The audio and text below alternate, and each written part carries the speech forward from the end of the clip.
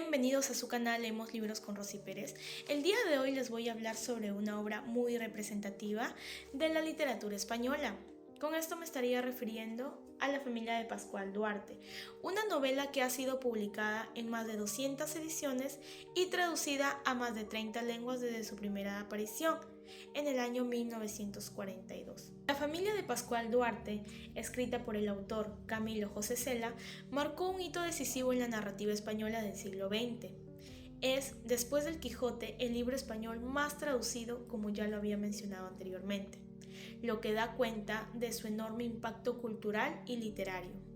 En esta obra vamos a conocer la historia de Pascual Duarte, un campesino extremeño, hijo de un padre alcohólico, que nos narra su vida mientras espera ser ejecutado y encerrado en la celda de los condenados a la muerte. A lo largo de este relato vamos a ver cómo Pascual es víctima de una fatalidad implacable, pues este actúa dominado por la violencia, la única manera de responder a la traición, el engaño y a la miseria que lo rodean. Sin embargo, esa apariencia siniestra es solo una máscara que oculta su impotencia frente a la maldad del mundo y su profunda fragilidad emocional.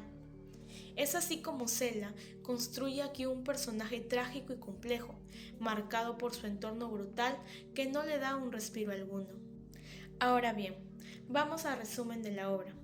La narración de la familia de Pascual Duarte comienza con una declaración contundente que define el tono de toda la obra, y dice así: Yo, Señor, no soy malo, aunque no me faltarían motivos para hacerlo.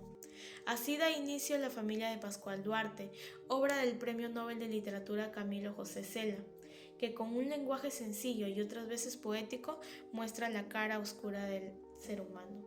Ahora bien, desde el inicio, Pascual se presenta como un hombre marcado por las circunstancias, dejando así claro que sus actos no responden a una maldad innata, sino a las duras condiciones que la vida le ha dado. De hecho, él mismo se muestra como una víctima de su entorno, pues la pobreza, los abusos y la violencia familiar son factores determinantes que lo empujan casi inevitablemente a cometer actos crueles.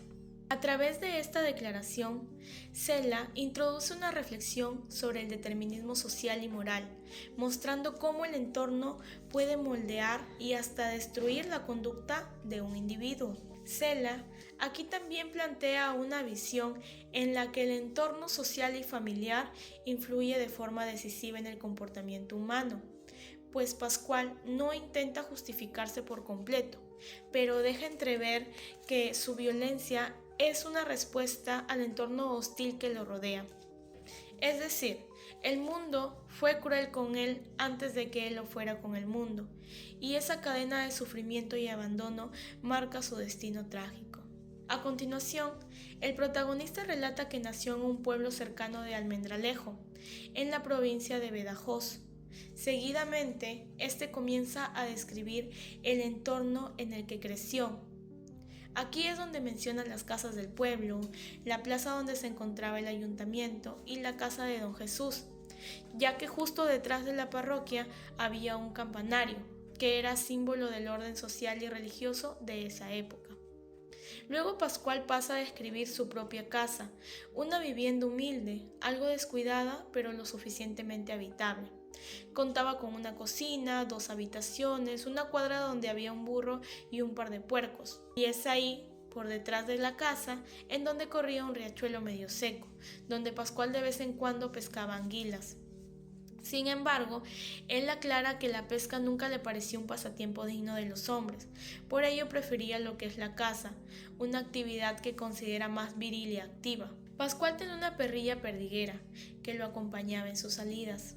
Al regresar, solía sentarse en una piedra muy cómoda, mientras la perra se colocaba frente a él mirándolo fijamente.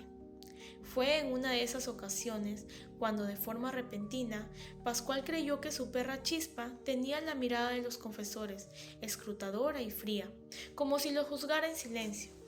Incapaz de soportar esa sensación de vigilancia o culpa, tomó la escopeta y le disparó. Este acto impulsivo, absurdo y cruel no solo revela el carácter violento e inestable del personaje, sino también su profunda incomodidad ante cualquier forma de juicio, incluso si proviene de un animal, pues este hecho anticipa muchas de las decisiones trágicas que marcarán su vida.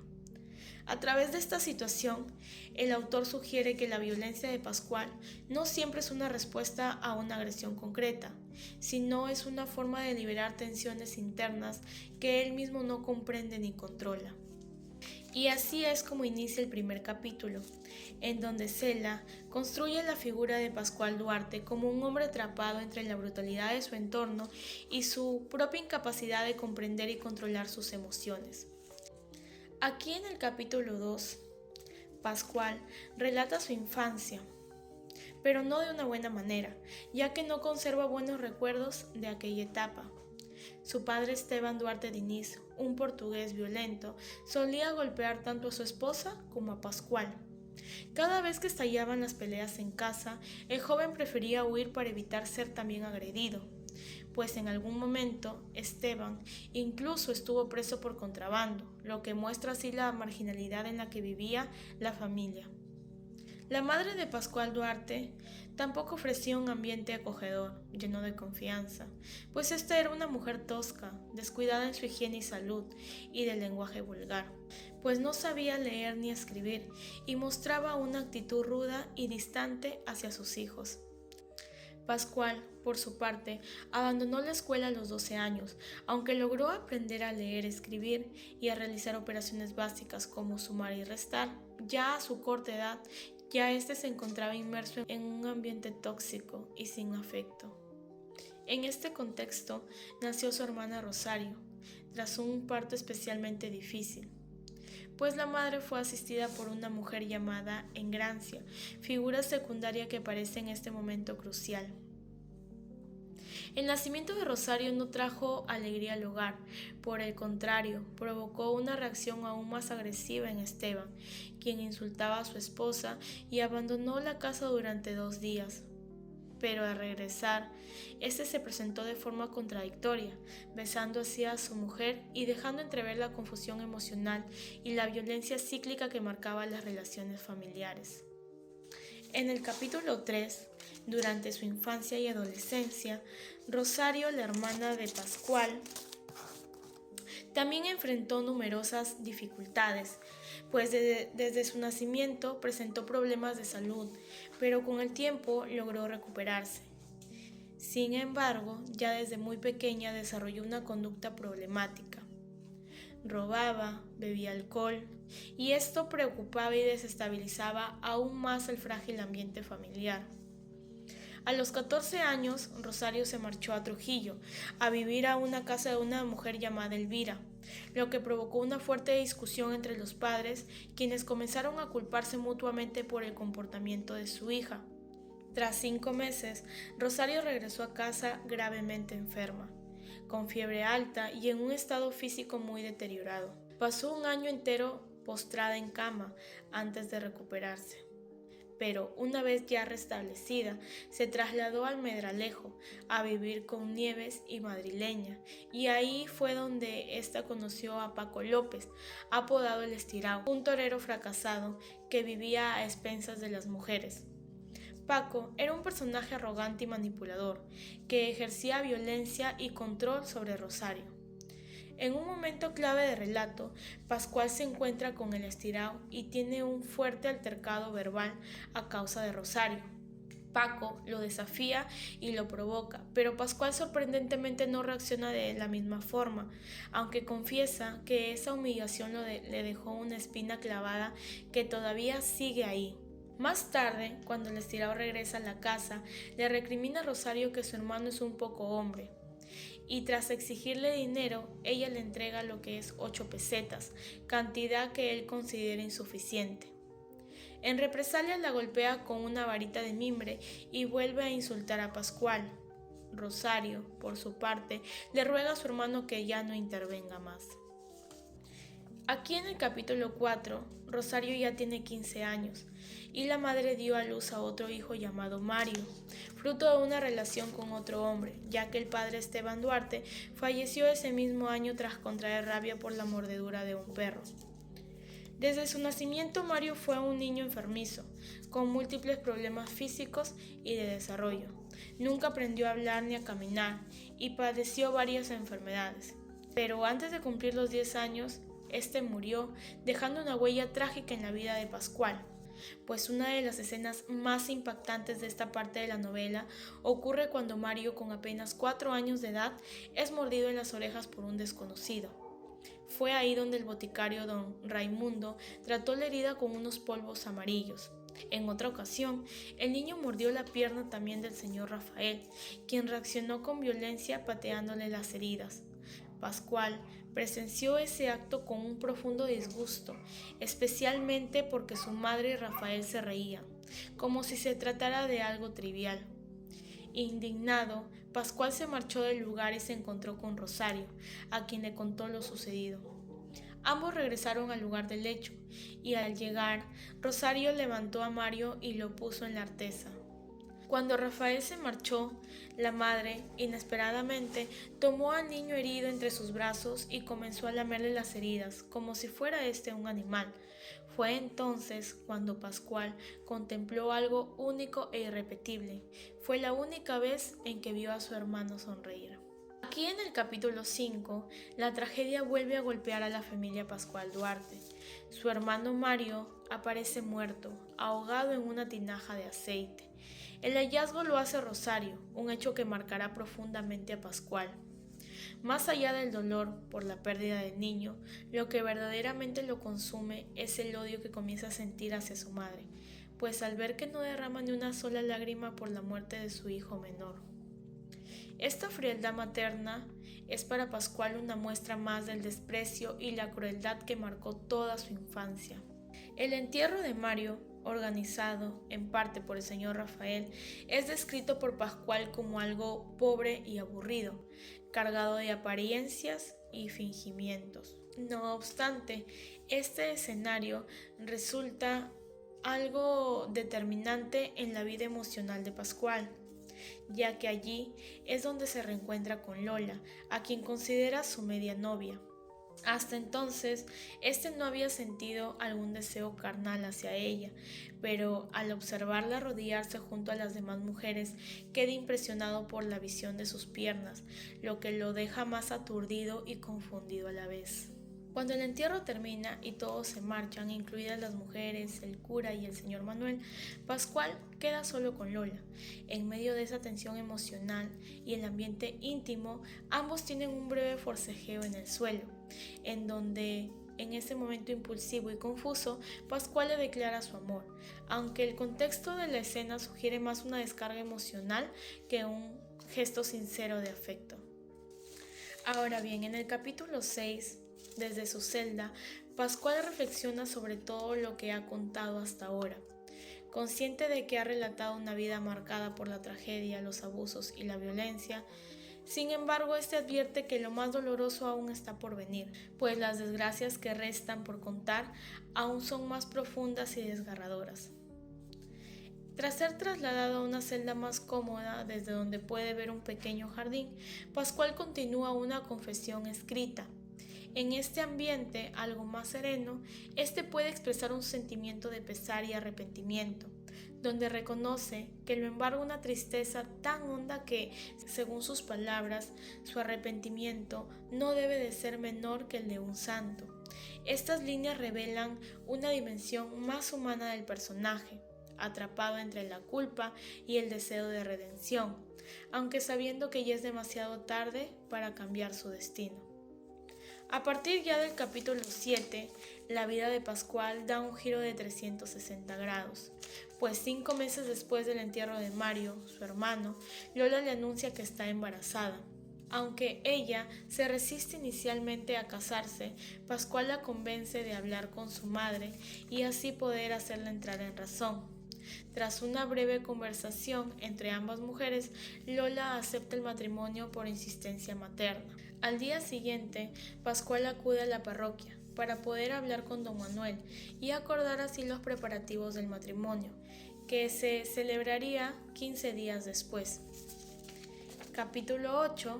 Aquí nos dice que un mes más tarde Pascual y Lola se casan, aunque para ello él gasta todos sus ahorros. La celebración continúa en su casa y tras la fiesta parten a Mérida en una luna de miel que dura 3 días. Durante ese viaje atropellan accidentalmente a una anciana.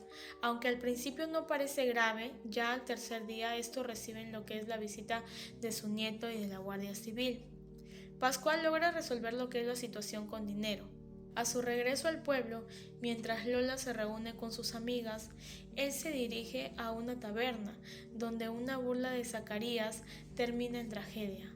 En el capítulo 9, tras el altercado, Pascual regresa a su casa atravesando el cementerio. Allí, doña Engracia le informa que su esposa ha perdido al hijo que esperaba, debido a una caída de la yegua. Lleno de rabia y de dolor, Pascual desquita su furia matando al animal, que considera causante de la pérdida. En el capítulo 10, Pascual se muestra un poco desconcertado.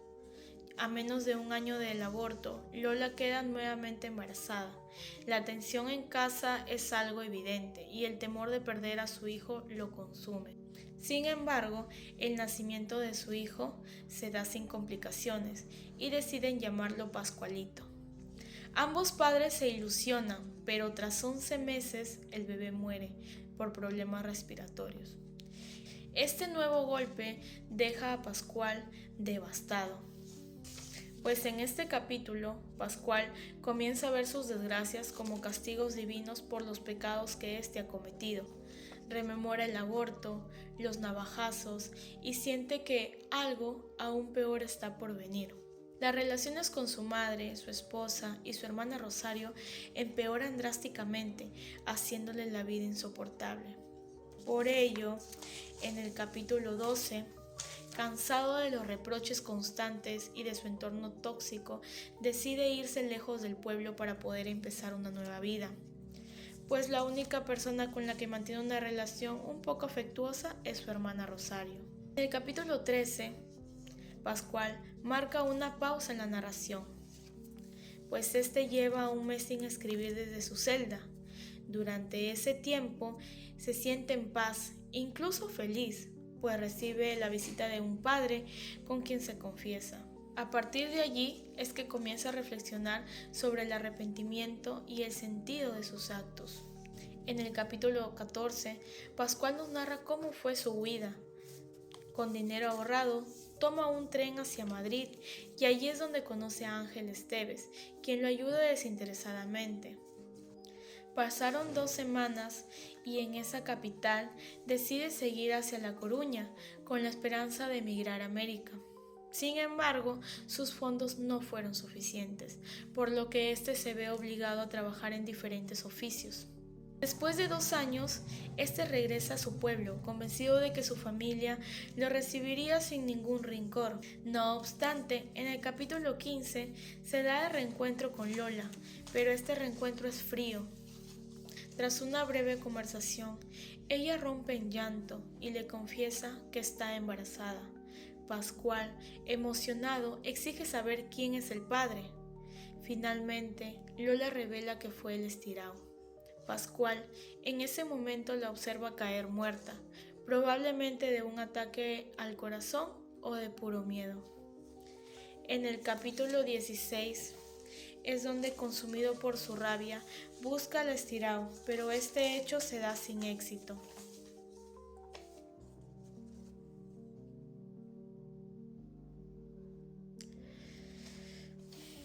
Rosario, su hermana, le brinda un apoyo incondicional, pero poco después se entera de que su enemigo se encuentra en el pueblo.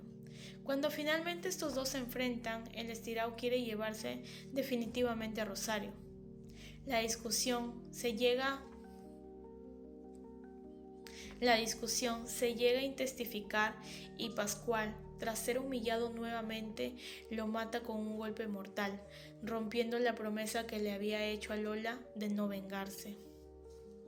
En el capítulo 17, aquí nos muestra las consecuencias de ese acto, pues Pascual es encarcelado durante 3 años, Pese a tener una buena conducta, siente que su vida no ha tenido ningún sentido. Ya de regreso al pueblo, todo le resulta doloroso. Su madre lo rechaza y se entera de que Rosario se ha marchado con Sebastián. Este siente un gran vacío y desearía no haber salido nunca del penal. En el capítulo 18, Rosario lo visita al saber que ha regresado. Para sorpresa de Pascual, le presenta a Esperanza, sobrina de la señora Engracia. La joven ya lo admiraba desde mucho antes y estos dos terminan casándose.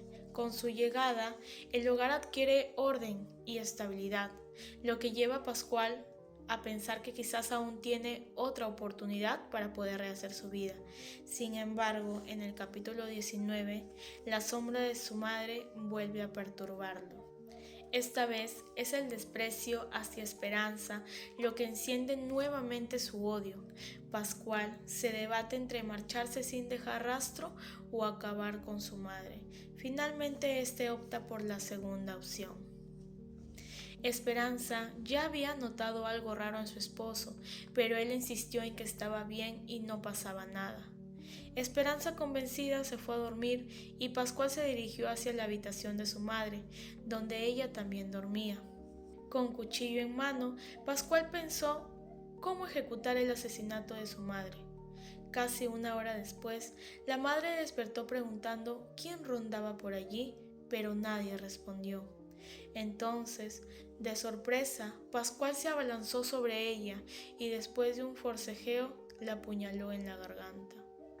Y es así como Pascual huye de la habitación y se cruza con Esperanza, que ésta se había despertado, alertada por los gritos y el escándalo. Se miran, pero Pascual no dice nada.